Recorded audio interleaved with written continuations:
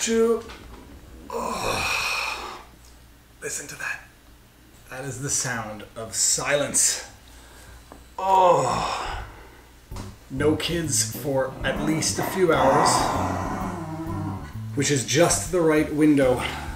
Oh, I'm doing some back stretches that physiotherapist told me to do because my back is getting destroyed. Apparently I'm in constant flexion, hunched over, picking up kids' dogs. That dog right there.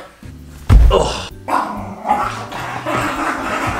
But this is going to give me the perfect opportunity to do 2 things. Oh God, that hurts. One of which is answer a question that someone asked. What it was like in law school, and what I would suggest in terms of any practical advice. The other thing I can do is go metal detecting. Booyah!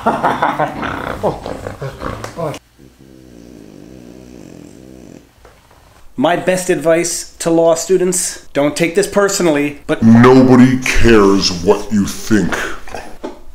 I should preface this by saying that I did my undergraduate degree in honors philosophy. In philosophy, what you think is not just relevant, it's the only thing that matters. It's the cornerstone of philosophy itself. I think, therefore I am. So there was no one in this world for whom this pill was harder to swallow than me. Someone who was brought up on the idea that people actually cared what he thought.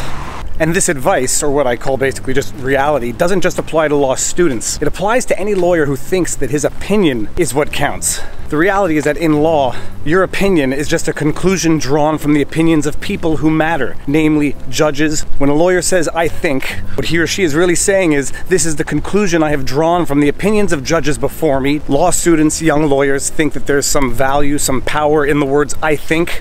I remember when I was a young lawyer and I started a sentence with I think, and the senior lawyer just cut me off and said, don't be offended, I don't care what you think, tell me what the judges think. Never forget that, actually.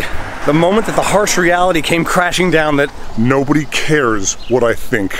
An opinion really is nothing more than a personal sentiment predicated on or derived from a series of facts. Someone's opinion can be better or worse than someone else's depending on the facts on which it's predicated or depending on their interpretation of those facts.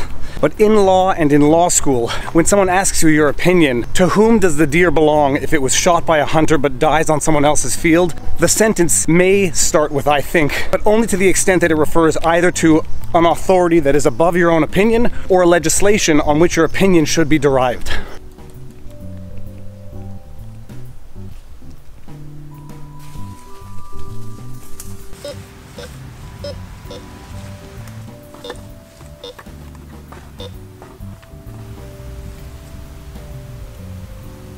A nail. Okay, and because I don't usually do these law videos unless there's some sort of analogy to everyday life, this is the analogy. People need to place a little less emphasis on what they believe as opposed to why they believe it. Opinions, as they say, are like buttholes. Everybody's got one. And more importantly, nobody wants having their face rubbed in someone else's. Write that down.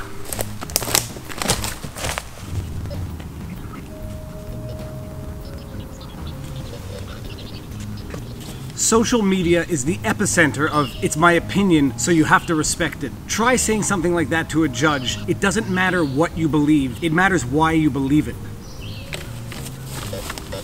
Ooh, treasure. Ah. More metal garbage. Now, I am not advocating that some opinions should not be respected, and there's no but to that. It's a categoric. Disagree with someone as much as you like. Being disrespectful to their opinions is not going to accomplish much. Everyone may have an opinion, but not everyone's opinion is equally justified. The funny thing is when someone gives you their opinion and you say, well, what are you basing this opinion on? And then they feel personally attacked as though, how dare you challenge my belief? The reality is that beliefs can be based on accurate facts. They can be based on inaccurate facts. They can be based on nothing at all, just pure emotional impressions. In which case, get in front of a judge, see which one is going to be more well-respected in terms of a justified opinion. You're going to find out the hard way. Nope. That's the shovel, no treasure. Ah, treasure. This is certifiable treasure here. Check this out. This is a World War I rifle casing. Super cool.